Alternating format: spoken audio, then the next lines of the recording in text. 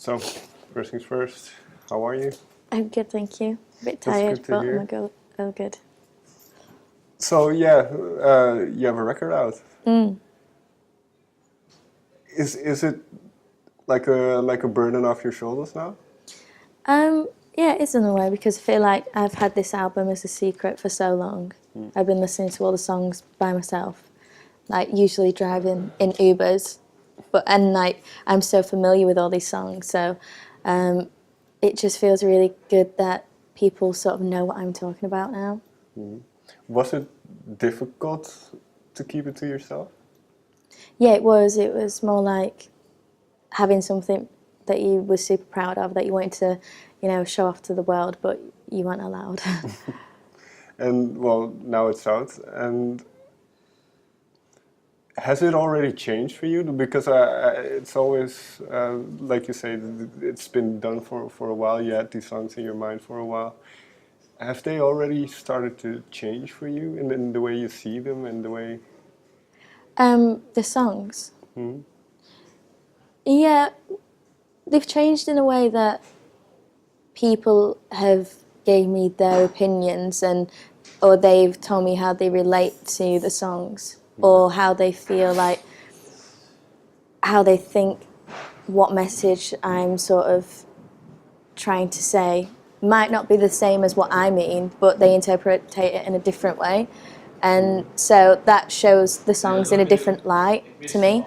Right. And that's something that I'm really sort of like fascinated by, because I love figuring out and knowing how fans sort of see what I'm trying to say, but in a different way. I think that's really cool. Can you give me an example of that? Is there one song in particular that had this? My Obsession, that seems to be one that people sort of think is that I wrote about like someone that I'm really sort of obsessed with. Whereas that's not the case. I wrote it about, My Obsession has a lot of different influences, but the main one is me watching a relationship from the outside from two people. But a lot of people sort of relate it as to like their loved ones that they're in a relationship with, whereas it was actually me spectating a relationship. That's quite interesting, because a lot of the songs on the album are very personal. They're very direct as well, I think.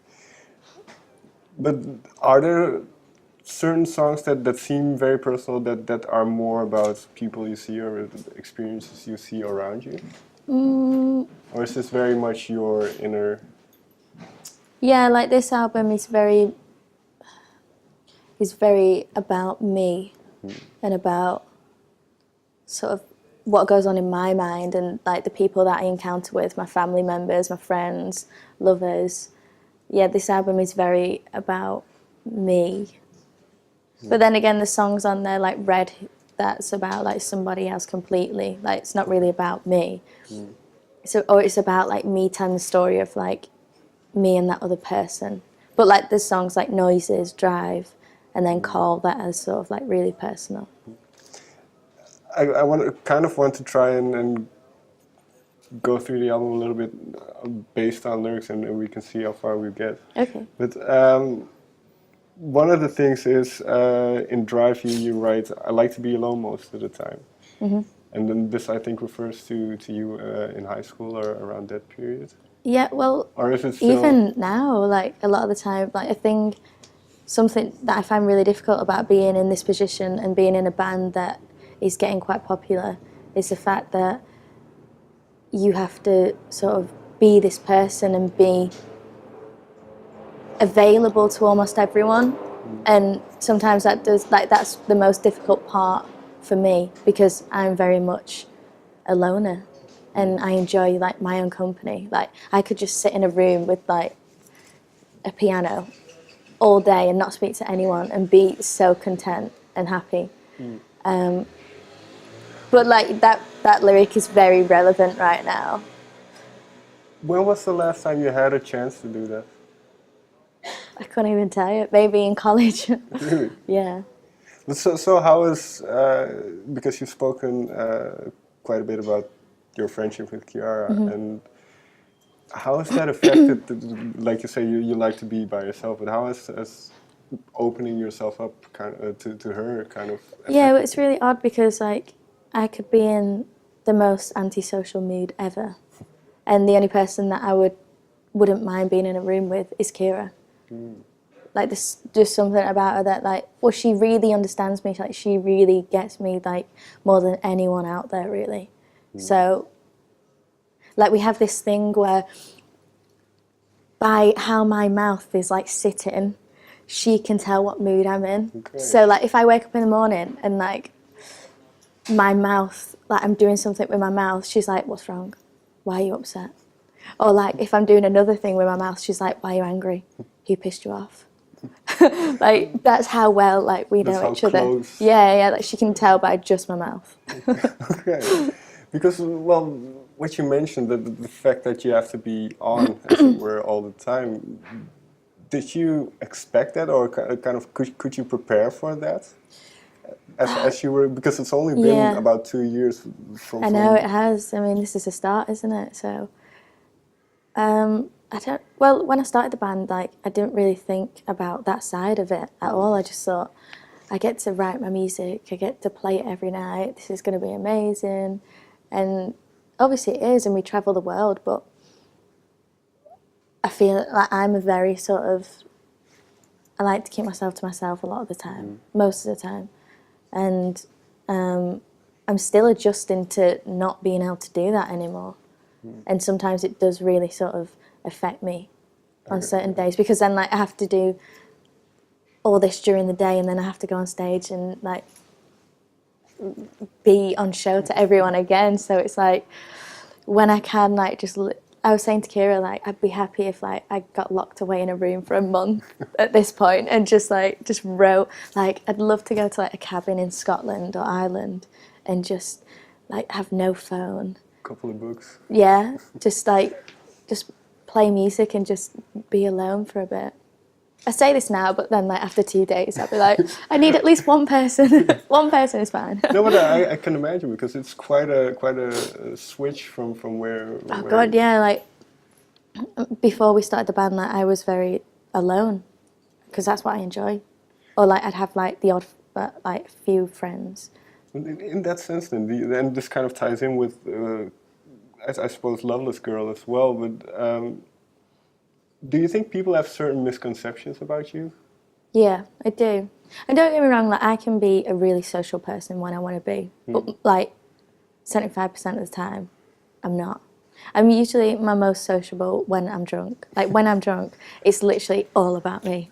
No one else can get, like, this is an ongoing joke with like my band, because like I turn into this. It's like everything, like it all comes out when I'm drunk. Okay. So like I'm literally like,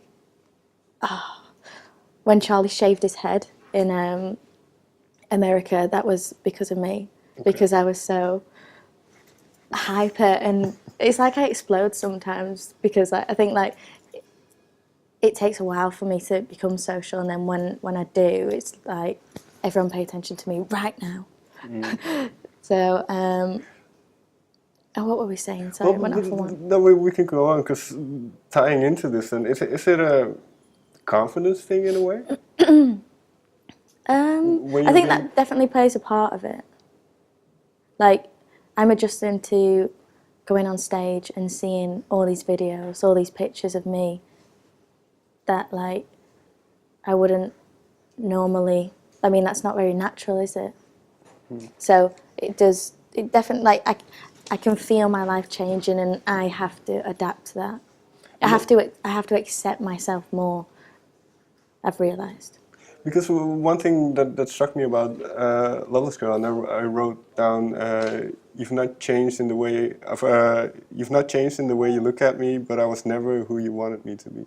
So when you go back home and when you're around family, do you notice changes, that people see you differently, or anywhere? Yeah, they do, and I think that's obvious that they're going to feel like that. Like my mum. Obviously, my family still treat me exactly the same, but most of the conversation is about the band and about me. And like, I have to say to him sometimes, I just say to him, can we just not talk about that side of things just while I'm home for a bit?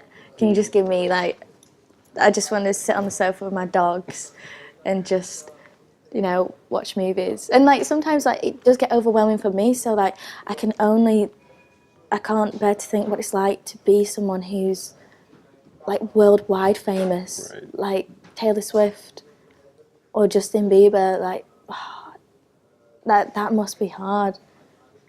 What kind of pops into my head now is I think we've talked in a previous interview about ambition, and you want to kind of Yeah. be as big as you can get, but then probably that what you now mentioned It's is gonna part get of it. yeah, I know, and I have to accept that. Like that's just what comes with it, isn't it?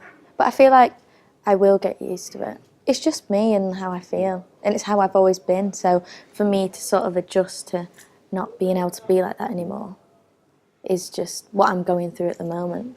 But is music then always the center where the thing that you can return to? Yeah, 100%. Like when I'm feeling my worst, what I do is I just go and pick up my guitar or play piano, and that's the only thing that can sort of like make me feel relaxed and at ease and happy again.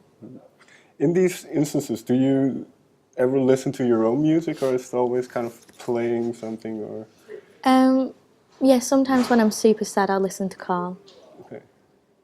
Because in a way, it makes me feel happier, not sad. That's interesting, because I remember last time we spoke about hide and seek, and Yeah. how that, and it kind of now made sense to me as well, listening to that song. But Yeah. that's interesting. I think it's because it reminds me of Karl. So then like it brings back happy thoughts, even though it's a super sad song. Right. And the way, especially with a song like that, where the way you, it's very small, it's just acoustic guitar, and what was it like recording a song like that?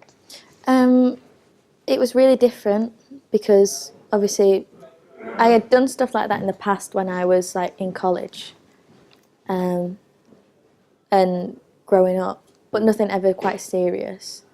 And obviously we did the whole album, and Karl was like one of the last tracks to record.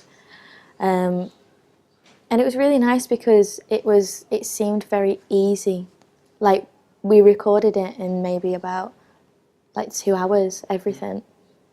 And it was really peaceful. It was just like me and the producer, and I think Ciara was there. And I just sat there and we like lit the room really nicely. It's very aesthetic. Yeah, it was just really peaceful, and it was just a nice change. Okay. Finally then, because well, the album's out now, does that mean that you have now a whole slew of new ideas already in your mind? Yeah, we've started writing new music. Got lots of songs on the go. I felt like I wouldn't be able to write for a good while because, like, obviously with the album I wrote so much, and I was concerned that I had nothing else to say. But apparently I do, which is good. Very last question. And what have you found? Because this is, like you say, very, very personal, very much about your experiences over the last years. Is what you're writing now a continuation of that, or are you? It's a bit of both, really. I want to sort of be less self-centered when it comes to writing, and not write everything about me or about other people that I'm associated with. I want to write, but I feel like I need to sort of build up to that, and I need to become a better songwriter before I start like thinking about these other subjects, because I would hate to write a song and put it out there and feel like I could have done it more justice, you know, leaving it a bit later on until like I'd got a bit older. Right. So I'm trying to make a conscious decision to write about more things and about me and love. Heather, thank you very much for No, your thank you. time. Thank you. Nice to see you again. You too.